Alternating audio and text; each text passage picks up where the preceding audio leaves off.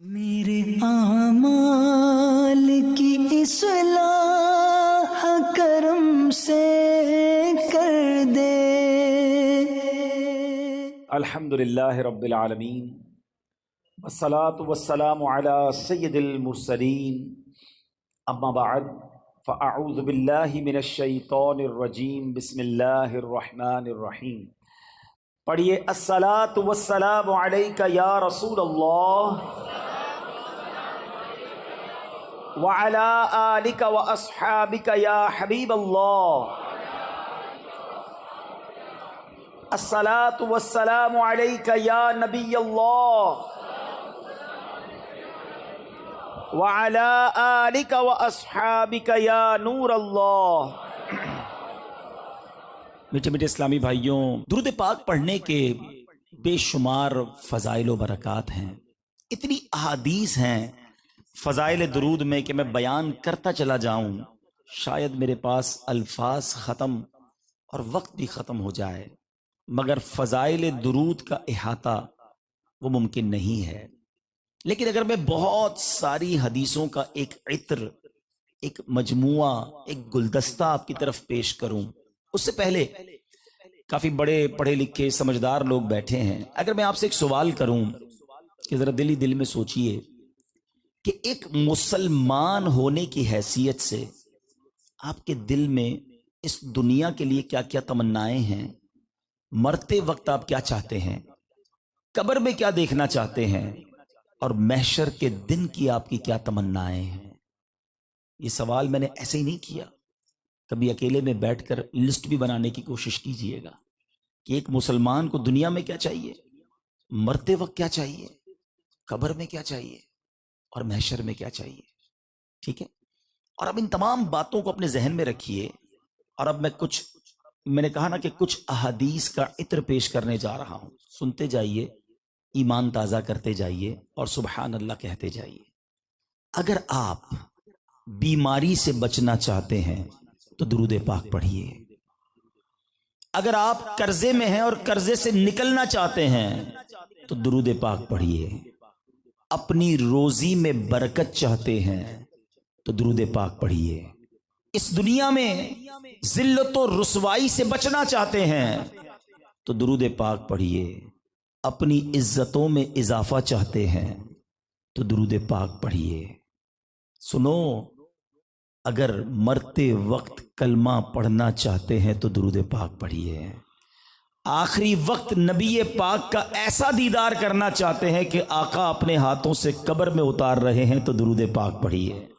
اپنی قبر کو نور مصطفیٰ سے جگمگاتا ہوا دیکھنا چاہتے ہیں تو درود پاک پڑھیے۔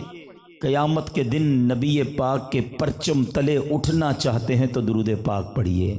حوض کوثر پر نبی پاک کے ہاتھوں جام کوثر پینا چاہتے ہیں تو درود پاک پڑھیے، اور آقا کے ساتھ ساتھ جنت میں جانا چاہتے ہیں تو درود پاک پڑھیے۔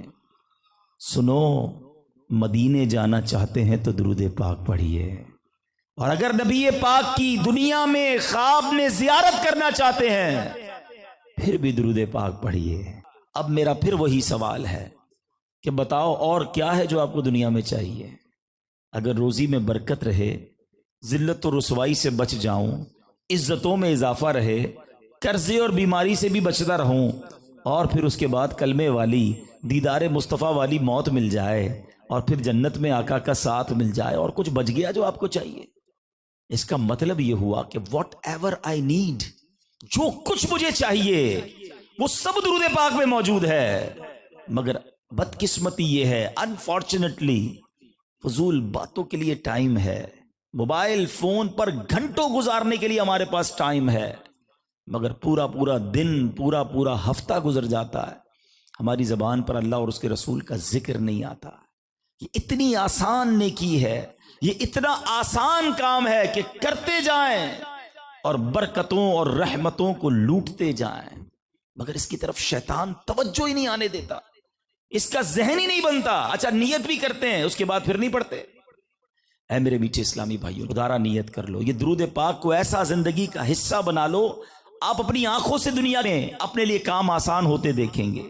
اپنی مشکلیں ٹلتے دیکھیں گے، اپنی بیماریاں حل ہوتے دیکھیں گے. اس کی وجہ کیا ہے؟ حدیث پاک کا مضمون ہے کہ جو شخص مصیبتوں اور پریشانیوں میں ہو اسے چاہیے کہ مجھ پر کثرت سے درود پڑھے، کیونکہ درود پریشانیوں اور مصیبتوں کو لے جاتا ہے. آپ کے برڈن دور ہو جائیں گے، آپ کی ڈیفیکلٹیز دور ہو جائیں گی، لیکن بندہ درود تو پڑھے نا. میں بھی نیت کروں اور آپ بھی نیت کر لیں کہ انشاءاللہ اب روزانہ کثرت کے ساتھ درود پاک پڑھیں گے. ایک بار محبت کے ساتھ بآواز بلند درود پاک پڑھ لیں. صلو علی الحبیب صلی اللہ تعالی علی محمد صلی اللہ علیہ وسلم. آج میں نے اپنے بیان میں، اگر میں یہ کہوں تو غلط نہیں ہوگا، کہ یہ دنیا میں ہم سب کیسے آئے. ایک ایسا واقعہ جس نے اس کائنات کے یوں سمجھیے کہ سسٹم کو ہی ایک عجب موڑ دے دیا. میری مراد تخلیق آدم سے ہے. حضرت آدم کیسے پیدا کیے گئے، اس کے بعد یہ سلسلہ انسانی بنی نو انسان کیسے چلا، اور اس میں کیا کیا واقعات ہوئے. یہ سارے واقعات یہ قرآن پاک میں موجود ہیں. بس جب بھی میں قرآنی واقعہ بیان کرتا ہوں ایک دل سے کسک سی اٹھتی ہے، ایک درد سا ہوتا ہے کہ بات مسلمانوں سے کر رہا ہوں مگر بڑی تعداد ہے جو قرآن پڑھتی نہیں ہے. جب ان کو واقعات سناتے ہیں تو حیرانگی سے سنتے ہیں، خوش بھی بڑے ہوتے ہیں، لیکن یہ حیرانگی، یہ خوش ہونا، یہ تعریف، بلکہ مجھے جب کوئی یہ کہتا نا کہ آج آپ کے بیان میں پہلی بار یہ واقعہ سنا تو خوشی کم ہوتی ہے، دکھ زیادہ ہوتا ہے کہ مسلمان کو تو یہ واقعات پتہ ہونے چاہیے تھے، کیونکہ اس کو باقی ساری باتیں پتہ ہیں کہ دنیا میں کون سا ملک کب آزاد ہوا، کون سی ایجاد کب ہوئی، جناب کون سے ملک میں کون سا وزیر اعظم ہے، ہمارے ملک کی سیاست کا کیا حال ہے، کرکٹ ٹیم کون سا میچ کھیل رہی ہے، فٹ بال اور ہاکی کی ٹیمیں کہاں پہنچی ہوئی ہیں. دنیا بھر کی گپ شپ کرنے کے لیے ٹائم ہے. اخبار پڑھتے ہیں تو چھوڑتے نہیں ہیں، چاٹ جاتے ہیں پورا اخبار، ہیں سوشل میڈیا پہ لگے رہتے ہیں. جس کی معلومات، جو کام نہیں کرنا اس کی بھی معلومات لی ہوئی ہے. پوچھو بھائی سونے کا کیا دام ہے، وہ بھی پتا ہوگا. پیٹرول آج کل کیا چل رہا ہے بھائی، اتنے روپے اتنے ڈالر بیرل چل رہا ہے. بھائی تم نے کنواں لینا ہے کو تیل کا جو تم یہ سارے ریٹ معلوم کر کے بیٹھے ہوئے ہو. سونا 5 سال سے خریدا نہیں ہے لیکن روز سونے کا ریٹ چیک کر رہے ہیں، روز ڈالر کا ریٹ چیک، کیونکہ ٹائم ہے نا، اور ان سب کی معلومات لینی ہے. مگر رب کریم نے قرآن میں کیا فرمایا ہے، اس میں ہمارے لیے کیا ہدایت ہے، پیغام کیا ہے. کبھی سوچنے کی کوشش کی کہ قرآن کس کا پیغام ہے؟ اللہ کا پیغام ہے. دا میسج آف اللہ سبحانہ و تعالی. کس کے لیے؟ اللہ کا پیغام مومنوں کے نام. یا ایھا الذین آمنو، اللہ نے بار بار قرآن میں مجھ سے اور آپ سے بات کی ہے. بے شک قرآن ساری انسانیت کے لیے راہ ہدایت ہے، مگر اسپیشلی ڈائریکٹلی رب نے مجھ سے اور آپ سے بات کی ہے. اے ایمان والو، اے ایمان والو کہہ کر. جان لیا رب کا پیغام، سمجھ لیا میرے مولا نے مجھے کیا کہا ہے. اگر نہیں جانا، اگر نہیں پڑھا تو قیامت کے دن کیا یہ جواب چل جائے گا کہ مولا کاروبار میں بڑا بیزی تھا، بہت زندگی بیزی تھی، میرے پاس ٹائم نہیں تھا. واٹس ایپ سارا صبح خالی کرتے ہیں. پہلے لوگ صبح اٹھ کر اللہ رسول کا نام لیتے تھے، اب تو پہلے موبائل ڈھونڈتے ہیں کہ دیکھوں کیا کیا پیغام آیا ہے. سارے پیغام دیکھیں گے، سارے میسج دیکھیں گے. اس میں بھی جو زیادہ امپورٹنٹ ہے کاروباری میسج ہیں، دوستوں کے میسج ہیں، فیملی کے پیغام ہیں، پہلے سنتے ہیں. تمہارے پاس اللہ کا پیغام آیا ہوا ہے، تمہیں پڑھنے اور سننے کا ٹائم نہیں ہے. پلیز پہلا پیغام تو یہ لے لیں، قرآن سے دور نہ رہیں. قرآن سے دور رہ کر زندگی اچھی نہیں ہے. حدیث پاک کا مضمون ہے وہ دل ویران ہے جس میں کچھ قرآن نہیں ہے. اپنے آپ سے سوال کرو میرے دل میں کتنا قرآن ہے، اور اگر قرآن نہیں تو دل ویران ہے نا. بہرحال آئیے قرآن کا واقعہ. حضرت آدم علیہ الصلوۃ والسلام کو جب اللہ تبارک و تعالیٰ نے پیدا کرنے کا ارادہ فرمایا، یاد رہے نہ آپ کی والدہ ہے نہ آپ کا باپ ہے. اللہ پاک نے انسان کو 4 طریقوں سے بنایا ہے، یہ بھی ہمیں معلوم ہونا چاہیے. ایک تو نارمل جو ہم ماں باپ کے ذریعے پیدا ہوتے ہیں، ٹھیک ہے، لیکن علماء نے بڑی پیاری تفسیر قرآن میں بحث کی کہ اگر یہی ایک طریقہ ہوتا، ہو سکتا ہے کہ عورتیں کہتی کہ جناب اگر ہم نہ ہوتے تو یہ کائنات ہی نہ چلتی. ماں تو ہم ہیں، پیٹ میں تو ہم بچے کو پالتے ہیں. مرد کہتے کہ ہم نہ ہوتے تو عورتیں بچے کیسے جنتی، یہ جوڑا بنا تو جناب یہ کائنات آگے چلی. تو اللہ کریم نے حضرت آدم کو بغیر ماں باپ کے پیدا کر کے بتا دیا کہ وہ جو چاہے کر سکتا ہے، وہ کن فرمائے تو فیکون، وہ ہو جاتا ہے۔ اللہ اکبر۔ اللہ قرآن میں ارشاد فرماتا ہے، سبحان اللہ، فعال لما یرید، میرا رب جو چاہتا ہے وہ کرتا ہے۔ پھر صرف مرد و عورت اگر کہتے جناب کہ ہم نہ ہوتے تو نہ ہوتا، تو حضرت آدم پیدا کیے گئے۔ عورت یہ کہے کہ جناب بغیر عورت کے نہیں ہو سکتا، تو رب کریم نے حضرت آدم کی پسلی سے حضرت حوا کو پیدا کر کے بتا دیا کہ عورتوں کے لیے کوئی ایسی ضروری نہیں کہ عورتیں ہوں گی تو کائنات چلے گی، میرا رب چاہے فعال لما یرید، وہ جو چاہے کرتا ہے۔ اور حضرت عیسیٰ کو بغیر باپ کے پیدا کر کے بتا دیا کہ میرا رب چاہے تو بغیر باپ کے بھی اولاد پیدا کر سکتا ہے۔ رب کی شان دیکھو۔ بہرحال حضرت آدم علیہ الصلوۃ والسلام کو اللہ تبارک و تعالیٰ نے جب پیدا کرنے کا ارادہ فرمایا تو حضرت عزرائیل علیہ السلام کو حکم دیا گیا کہ زمین سے مٹی لائی جائے۔ اچھا، یہ جو مٹی والی بات ہے نا، یہ بھی بڑی کمال کی بات ہے۔ اللہ اکبر۔ وہ ایک جملہ سنا ہوگا نا، پہنچی وہیں پہ خاک جہاں کا خمیر تھا۔ علماء کہتے ہیں کہ جس بندے کی مٹی جہاں کی ہوتی ہے نا، جس مٹی سے وہ بنایا گیا ہے، اس کو اسی جگہ دفن بھی کیا جاتا ہے۔ اٹ مینز کہ جہاں جہاں میری آپ کی تدفین ہونی ہے نا، اس مٹی سے ہی ہمارے سمجھے کہ وجود کو بنایا گیا ہے۔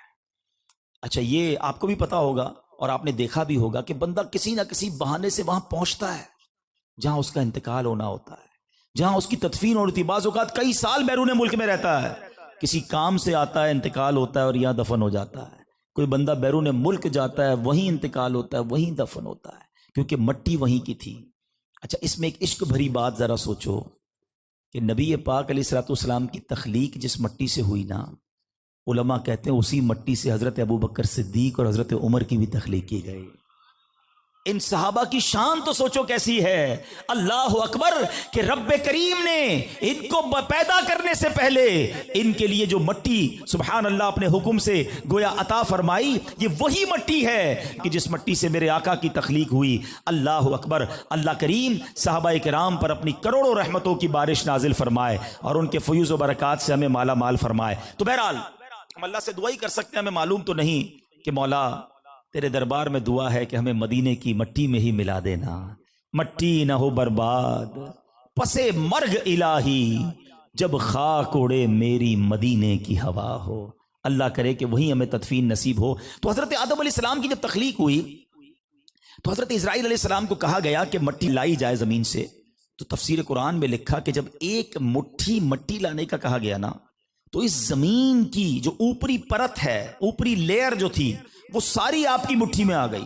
ہر مٹی کا حصہ چاہتا تھا کہ حضرت آدم علیہ السلام کی تخلیق میں میرا بھی کوئی پارٹ ہو جائے۔ اللہ اکبر۔ تو اب جب وہ مٹی آئی نا، تو اس میں سفید مٹی بھی تھی، سیاہ بھی تھی، سرخ بھی تھی، زرد رنگ کی بھی تھی، نرم بھی تھی، سخت بھی تھی، میٹھی بھی تھی، تلخ بھی تھی، نمکین بھی تھی، پھیکی بھی تھی۔ یہ ساری مٹیوں کا یوں سمجھیے کہ ایک امتزاج تھا جو حضرت اسرائیل کی مٹھی میں تھا۔ آج کسی کے ذہن میں سوال آتا ہوگا، سارے آدم کی اولاد ہیں، انگریز گورے ہوتے ہیں، افریقن کالے ہوتے ہیں، کسی کے بال گھنگریالے، کسی کے بال گولڈن، کسی کے بال سیدھے، ہم پاک و ہند والے سانولے رنگ والے، ایک ہی آدم اور حوا کی اولاد، یہ اتنا فرق کیوں ہے؟ علماء فرماتے ہیں کہ وہ جو مٹی ملائی گئی تھی اس میں مختلف دنیا کے خطوں کی مٹی شامل تھی۔ اللہ نے حضرت آدم کی نسل سے تمام مٹیوں کی جو اس کی چاشنی تھی، جو اس کی تاثیر تھی، اس کے مطابق اولاد آدم جو ہے وہ بڑھتی چلی گئی۔ سبحان اللہ۔ اب اس مٹی کو مختلف پانیوں سے گوندنے کا حکم دیا گیا۔ ایک مدت کے بعد یہ چپکنے والی مٹی بن گئی، پھر ایک مدت کے بعد اس کو گوندی گئی تو یہ کیچڑ کی طرح بودار گارا بن گئی، پھر یہ خشک ہو کر ایک کھن کھناتی ہوئی بجتی ہوئی مٹی بن گئی۔ اب حضرت آدم علیہ السلام کا پتلا بنایا گیا اس مٹی سے اور اسے جنت کے دروازے پر رکھ دیا گیا۔ فرشتے ہی تھے، بندہ تو کوئی نہیں تھا اس سے پہلے۔ سارے فرشتے حیران ہو گئے کہ یہ کون ہے، یہ کیا بنایا جا رہا ہے۔ حضرت آدم کے پتلے کو جنت کے دروازے پر رکھ دیا گیا۔ اب اللہ تعالیٰ نے اس پتلے میں روح کو داخل ہونے کا حکم دیا۔ جب حضرت آدم علیہ السلام کے جسم میں روح داخل ہوئی تو سب سے پہلے آپ کے نتنوں پر پہنچی، ناک پر، تو آپ کو چھینک آئی، پھر آپ کی زبان پر روح پہنچی تو آپ نے پہلا جملہ جو اس کائنات میں کہا وہ کہا الحمدللہ. چھینکنا پہلا عمل ہو گیا اور پہلا جملہ کیا ہو گیا؟ الحمدللہ. الحمدللہ کہیں تو جواب کیا دینا ہوتا ہے؟ یرحمک اللہ. مگر اس وقت تو جواب دینے والا کوئی نہیں تھا نا. تو حضرت آدم علیہ السلام نے جب الحمدللہ پڑھا تو رب کریم نے جواب میں یرحمک اللہ فرمایا. اللہ اکبر. اس کے بعد حضرت آدم علیہ السلام کے پورے جسم میں اب روح آ گئی. آپ گویا زندہ ہو کر کھڑے ہو گئے.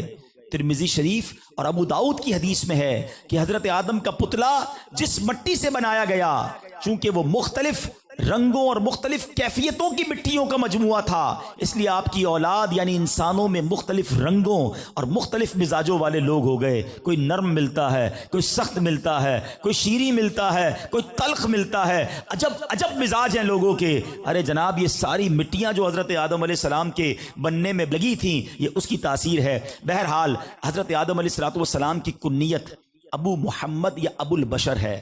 آپ کا لقب خلیفۃ اللہ. آپ سب سے پہلے اللہ تعالیٰ کے نبی ہیں. آپ نے 960 برس کی عمر پائی اور بوقت وفات آپ کی اولاد کی تعداد 1,00,000 ہو چکی تھی. آپ دنیا سے گئے تو 1,00,000 لوگ اس دنیا میں ہو چکے تھے. یہ اللہ پاک کا نظام تھا کہ حضرت آدم علیہ السلام اور بی بی حوا کے ہر حمل میں، ہر پریگننسی میں 2 بچے پیدا ہوتے، ایک لڑکا اور ایک لڑکی. اصول یہ تھا کہ لڑکا اور لڑکی جو ساتھ پیدا ہوں گے وہ بھائی بہن ہوں گے.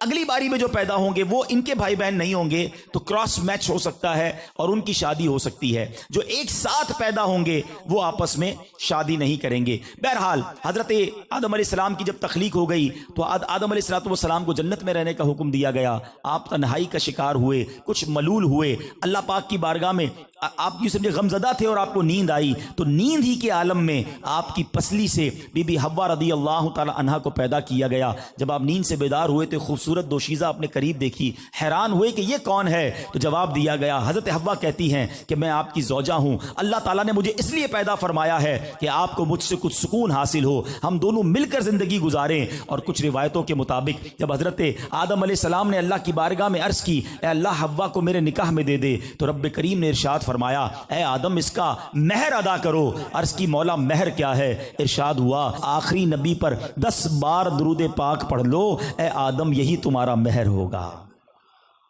اس کا مطلب پتہ ہے کیا ہوا؟ عشق والی بات کہ جو تخلیق انسانی ہے نا، یہ جو پہلا نکاح ہوا ہے، یہ جو پہلی شادی ہوئی ہے، یہ بھی نبی پاک کا ہی صدقہ ہے. یہ نبی پاک پر درود پڑھنے کا صدقہ ہے کہ جب یہ جوڑا بنا تو نسل انسانی آگے بڑھتی ہے. بہرحال میرے میٹھے اسلامی بھائیوں، اب کیا ہوا؟ حضرت آدم علیہ السلام کو جب اللہ تبارک و تعالیٰ نے خلیفہ بنانے کا ارادہ کیا، یہ قرآن میں سارے واقعات موجود ہیں. اللہ پاک نے ارشاد فرمایا کہ میرا نائب بن کر زمین میں میرے احکام کو نافذ کرے گا.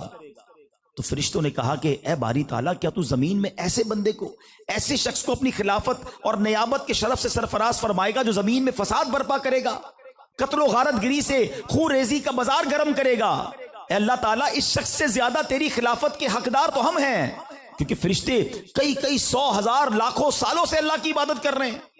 کہ یا اللہ ہم تیرے حقدار ہیں. مگر رب نے فرمایا جس کا مضمون اس طرح ہے کہ اللہ وہ جانتا ہے جو تم نہیں جانتے. فرشتے خاموش تو ہو گئے مگر دل میں ابھی کچھ کیفیت باقی تھی. اللہ پاک نے حضرت آدم علیہ السلام کو علوم عطا فرمائے اور پھر فرشتوں سے سوال کیا کہ اگر تم اپنے دعوے میں سچے ہو کہ تم سے افضل کوئی دوسری مخلوق نہیں ہے تو ذرا ان تمام چیزوں کے نام بتاؤ جن کو میں نے تمہارے پیش نظر کر دیا ہے. فرشتوں نے عاجز ہو کر کہا کہ اللہ ہم تو اتنا ہی جانتے جتنا تو نے ہمیں بتایا ہے، اپنی طرف سے ہم کیسے بتائیں؟ پھر اللہ کریم نے حضرت آدم علیہ السلام سے فرمایا کہ آپ بتائیے. اور حضرت آدم علیہ السلام نے فرشتوں کے سامنے تمام اشیاء کے نام، اس کی حکمتیں، کائنات کی تمام چیزوں کے نام بیان فرمائے. اللہ اکبر. اب حضرت آدم علیہ السلام کی جو علمیت تھی، آپ کا مقام تھا، وہ فرشتوں کے سامنے بھی رب نے ظاہر فرمایا. اور اب رب تعالیٰ نے حکم دیا کہ آدم کو سجدہ کیا جائے. اور اب فرشتوں نے اللہ کے حکم سے حضرت آدم علیہ السلام کو سجدہ کیا. یہ سجدے کی کہانی بھی بڑی عجب ہے، یہ بھی آپ کو بتاتا ہوں. مگر یہاں ایک بڑی کمال کی بات کہ جب حضرت آدم علیہ السلام کا پتلا جنت کے دروازے پر رکھا گیا نا، فرشتے تو تعجب سے دیکھتے تھے. شیطان بھی ان میں آیا اور اس نے دیکھا کہ یہ نئی کوئی مخلوق بنائی جا رہی ہے. اس بدبخت نے حضرت آدم علیہ الصلوۃ والسلام کے اس پتلے پر تھوک دیا. جب تھوکا نا تو وہ تھوک جو ہماری ناف کی جگہ ہے نا اس جگہ پر پڑا. اب ذرا بڑی دلچسپ بات شاید پہلی بار سنیں گے آپ. یہ جو میری اور آپ کی ناف ہوتی ہے نا، بیلی بٹن جسے کہتے ہیں، جسم میں ایک چھوٹا سا سوراخ ہوتا ہے، یہ پہلے پتلے میں نہیں تھا، حضرت آدم کے پتلے میں نہیں تھا، اسٹریٹ تھا نا. تو اس مقام پر جو شیطان نے تھوکا تو جبریل امین نے مٹی کا وہ حصہ نکال لیا، تو یہ تو بن گئی ناف. مگر اس مٹی کا کیا بنا؟ مفسرین قرآن نے تفسیر روح البیان میں لکھا اب وہ جو چھوٹا پیس آف مٹی تھا اس سے کیا بنا؟ کہتے ہیں اس سے کتے کی تخلیق کی گئی. اور اب کتے میں 3 خصلتیں آپ کو ملتی ہیں. وہ رات بھر جاگتا ہے، انسان کے بڑا قریب ہو جاتا ہے، اگر اس سے دوستی کی جائے، اس کو سدھایا جائے تو بڑا کلوز ہو جاتا ہے. آپ دیکھیں نا گھروں کی چوکیداری کرتا ہے، مگر کاٹتا بھی ہے. ٹھیک ہے، علماء کہتے ہیں ان تینوں کی بھی وجہ ہے. رات بھر اس لیے جاگتا ہے کہ جبریل امین کے اس مٹی پہ ہاتھ لگے ہیں. بندے کے قریب اس لیے ہو جاتا ہے کہ حضرت آدم کی مٹی سے بنا ہے. اور کاٹتا اس لیے ہے کہ شیطان کا تھوک بھی اس میں شامل ہے. ابھی دیکھیے ساری باتیں موجود ہیں کتابوں میں، تفسیر قرآن میں موجود ہے. I'm not discussing، میں کوئی اور سٹوری نہیں سنا رہا آپ کو. میرے سامنے اس وقت تفاسیر قرآن کا مواد موجود ہے، اور میں تقریباً بیان اس وقت جو کر رہا ہوں وہ بہت ہی خوبصورت کتاب علامہ مفتی عبد المصطفیٰ اعظمی صاحب کی عجائب القرآن، جس میں قرآنی واقعات لکھے ہیں اور بڑی تفصیل کے ساتھ لکھے ہیں. Anyway، اب حضرت آدم علیہ السلام کو اللہ پاک نے علوم کتنے عطا فرمائے کہ فرشتے قائل بھی ہو گئے، مائل بھی ہو گئے، سجدہ بھی کیا ہے. اللہ اکبر. اب علوم آدم کی ذرا فہرست سنیے گا.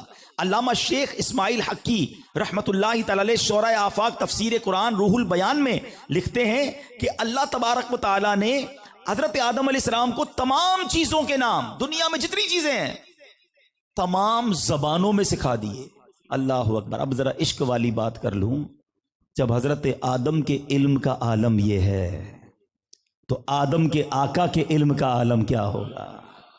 میرے آقا تو سب سے افضل ہے نا، تمام نبیوں سے اعلیٰ ہیں. ارے جب حضرت آدم کو اتنا علم عطا فرمایا تو پھر نبی پاک کے علوم کی کیا بات ہوگی؟ پھر کیوں نہ سیدی اعلیٰ حضرت امام اہل سنت فرمائیں فرش تا عرش سب آئینہ ضمائر حاضر، بس قسم کھائی یہ امی تیری دانائی کی. آقا سر عرش پر ہے تیری گزر، دل فرش پر ہے تیری نظر، ملکوت و ملک میں کوئی شے نہیں وہ جو تجھ پہ عیاں نہیں. اللہ اکبر. اب یہ ہسٹوریکل سجدہ تھا، تاریخی سجدہ تھا. یہ سجدہ کیسے ہوا ذرا سنیں اس کی بھی تفصیل. اللہ اکبر. جب یہ سجدے کا حکم دیا گیا نا تو سب سے پہلے حضرت جبرائیل علیہ السلام سجدے میں گئے، پھر حضرت میکائیل، پھر حضرت اسرافیل علیہ السلام، پھر حضرت اسرائیل علیہ السلام، پھر تمام مقرب فرشتے سجدے میں چلے گئے. یہ سجدہ کب ہوا تھا؟ یہ جمعے کا دن تھا. زوال کے وقت سے لے کر عصر تک یہ سجدہ کیا گیا. کنٹینیو سجدے میں رہے فرشتے. مگر ایک ایسا بدبخت بھی تھا جس نے سجدے سے انکار کیا، اور وہ تھا ابلیس. اس نے تکبر کیا اور اس نے آرگیومنٹ کیا اللہ کی بارگاہ میں. فرشتوں نے لبیک کہا اور سجدے میں چلے گئے. مگر ابلیس کیا کہتا ہے وہ بھی قرآن میں موجود ہے. یعنی یہ وہ جملہ ہے، یعنی یہ وہ عمل ہے، یہ وہ واقعہ ہے جس نے اس کائنات کا رنگ ہی بدل دیا. اللہ کا ایک مخالف کھڑا ہو گیا، دشمن خدا آ کر سامنے کھڑا ہو گیا، اللہ کے حکم کو نہ ماننے والا سامنے آیا. اور وہ کون تھا؟ وہ شیطان ہے. اور وہ کیا کہتا ہے؟ انا خیر من، اے اللہ میں اس سے بہتر ہوں. خلقتنی من نار و خلقتہ من طین، اے اللہ تو نے مجھے آگ سے بنایا، آدم کو مٹی سے بنایا ہے، میں اسے سجدہ نہیں کروں گا. اللہ اکبر. اچھا یہ کون تھا ابلیس؟ یہ پہلے سے نافرمان نہیں تھا، اس کا نام عزازیل تھا. یہ جن تھا، فرشتہ نہیں تھا، مگر جنت کا خزانچی تھا. اپنی علمیت، عبادت اور ریاضت کے سبب معلم الملکوت، فرشتوں کا استاد بن چکا تھا. اللہ کی بارگاہ میں جب حاضری دیتا فرشتوں کے 7 صفوں میں کھڑے ہو کر حاضری دیتا تھا. اللہ اکبر. ہزاروں سال کی اس کی عبادت تھی. مگر جہاں اس نے تکبر کیا، جہاں اس نے نافرمانی کی، اس کا چہرہ سیاہ پڑ گیا، اس کے چہرے کا نور سلب کر لیا گیا، اس کی حسین صورت ختم کر دی گئی، اس کی عبادتیں اکارت کر دی گئی. اب اللہ کی طرف سے جو شیطان کو جواب دیا گیا سنو وہ بھی قرآن میں موجود ہے. آپ اگر یہ پورے واقعات پڑھنا چاہتے ہیں 23واں پارہ سورہ صاد اور بھی کئی مقامات پر ہے مگر وہاں بھی آپ اسے پڑھ سکتے ہیں. ارشاد باری ہوتا ہے قرآن میں ہے فَاخْرُجْ مِنْهَا فَإِنَّكَ رَجِيمٌ وَإِنَّ عَلَيْكَ لَعْنَتِي إِلَى يَوْمِ الدِّينِ. تو جنت سے نکل جا کہ تو لعنت کیا گیا اور بے شک تجھ پر میری لعنت ہے قیامت تک. قیامت تک کے لیے لعنت کیا گیا، قرار دے دیا گیا. تکبر کیا نا اس نے، اللہ کی بات نہیں مانی، اللہ کے نبی کی شان میں گستاخی کی، عزت نہ کی. ہمیں اللہ پاک ہمیشہ باادب رکھے، بڑوں کی عزت کرنے والا بنائے. انبیاء، اولیاء، صحابہ، اہل بیت ان سب کی عزتیں اور ان سے محبت کرنے والا بنائے. ایسے لوگوں کے قریب نہ بیٹھو کہ جو بزرگوں کی بھی نقائص بیان کر رہے ہوتے ہیں، معاذ اللہ عزت کم کرنے والی باتیں کرتے ہیں. اللہ گستاخان رسول کو غارت فرمائے اور ہمارے دلوں میں یہ جذبہ اللہ پیدا فرمائے کہ ہم لمحہ بھر تصور بھی نہیں کر سکتے کہ کسی نبی، کسی صحابی، کسی ولی، کسی اہل بیت کی کوئی گستاخی کی جائے، ان کی شان میں کمی کی بات کی جائے. یہ شیطان کا کام ہے کہ نہیں مانا وہ رب کی بات اور نہ کیا حضرت آدم کو سجدہ. اے میرے میٹھے اسلامی بھائیوں، ایک اور بڑی حدیث پاک ہے، بڑی مشہور حدیث ہے اور صحیح مسلم کی حدیث، اور شاید یہاں 80-90% لوگوں کو یہ حدیث یاد ہوگی، بچپن سے یہ حدیث سن رہے ہیں کہ نبی پاک علیہ الصلوۃ والسلام فرماتے ہیں جس کے دل میں رائی کے دانے جتنا بھی تکبر ہوگا وہ جنت میں داخل نہیں ہوگا. یہ رائی کا دانہ کتنا ہوتا ہے کبھی چیک کیا؟ بالکل چھوٹا سا. یہ ایگزامپل کے طور پر بیان ہوا ہے کہ ایک دانہ بھی دل میں تکبر ہوا تو جنت سے دور. جس کا دل ہی تکبر سے بھرا ہوا ہو، یہ تو رائی کے دانے کی بات ہو رہی ہے. جو صبح و شام جناب پراؤڈ میں، تکبر میں، گھمنڈ میں گھوم رہا ہے، وہ کدھر جائے گا؟ کیوں نہیں سوچتا شیطان سے زیادہ عبادتیں نہیں کی ہم نے؟ وہ فرشتوں کا استاد تھا، وہ خزانچی تھا جنت کا. جب اس کی ساری عبادتیں غارت کر دی گئیں تو خدا نہ خواستہ اگر ہمارے دل میں تکبر آیا تو ہمارا کیا بنے؟ کبھی سوچا؟